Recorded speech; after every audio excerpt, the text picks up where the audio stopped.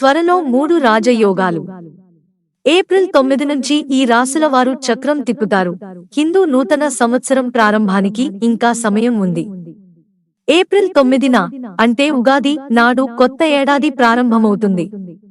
జ్యోతిష్య శాస్త్రం ప్రకారం దాదాపు 30 ఏళ్ల తర్వాత హిందూ నూతన సంవత్సరంలో 3 శుభ రాజయోగాలు ఏర్పడనున్నాయి.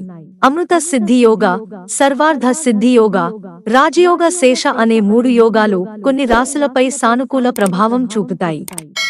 ఫలితంగా లక్ష్మీదేవి ఆశీర్వాదం లభిస్తుంది. ఆర్థికంగా లాభాలు ఉంటాయి. వీటి ఫలితంగా లబ్ధి పొందే అదృష్ట రాశులేవో చూద్దాం. మేషం. మేష రాశిలో జన్మించిన వారికి హిందూ నూతన సంవత్సరం అద్భుతంగా ఉంటుంది. జీవితంలో అన్నీ కలిసి వస్తాయి. ఆర్థికంగా బలపడతారు. అందుకు అవసరమైన కొత్త ఆదాయ వనరులను కనుగొంటారు. కొత్త వ్యాపారాన్ని ప్రారంభించాలని ఆలోచిస్తున్న వారికి అన్ని అనుకూలంగా ఉంటాయి. ప్రణాళికలను విజయవంతంగా అమలు చేస్తారు. ఉద్యోగాలు చేసేవారికి ప్రయోజనాలు దక్కుతాయి. ప్రమోషన్స్ తో కెరీర్లో పురోగతి సాధించే అవకాశాలను అందిపుచ్చుకుంటారు. వీరు వ్యక్తిగతంగా జీవితంలో కూడా ఉన్నత స్థానానికి చేరుకుంటారు. సహోద్యోగులతో సంబంధాలు మెరుగుపడతాయి. పనిలో చాతుర్యంతో ఉన్నతాధికారుల దృష్టిని ఆకర్షిస్తారు.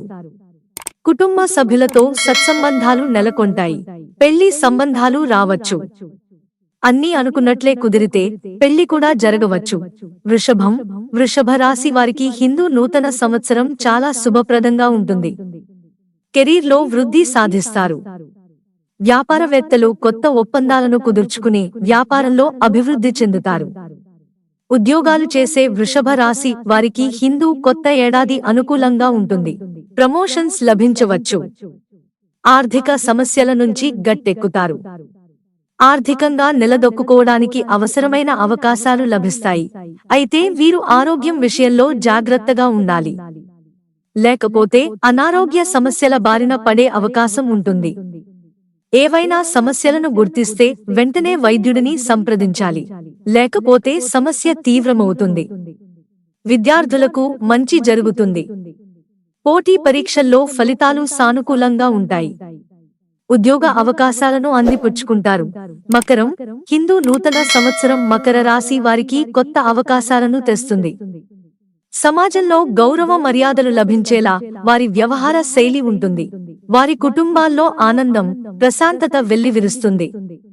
పెట్టుబడులు పెట్టేందుకు ఇది మంచి సమయం. శ్రామికుల జీతాలు పెరగవచ్చు. ఫలితంగా వారి ఆర్థిక స్థితిగతులు మెరుగుపడతాయి.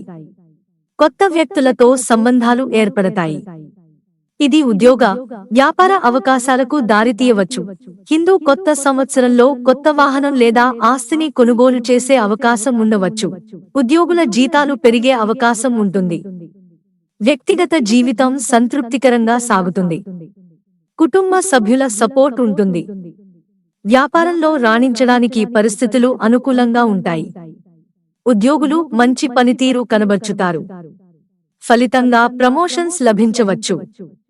కోర్టు కేసుల్లో అనుకూల ఫలితాలు ఉండవచ్చు. ఆస్తి తగాదాలు కొలిక్కి వచ్చే అవకాశం లేకపోలేదు. మిత్రులారా, ఛానల్ సబ్స్క్రైబ్ చేసుకోవడం మర్చిపోకండి. ధన్యవాదాలు.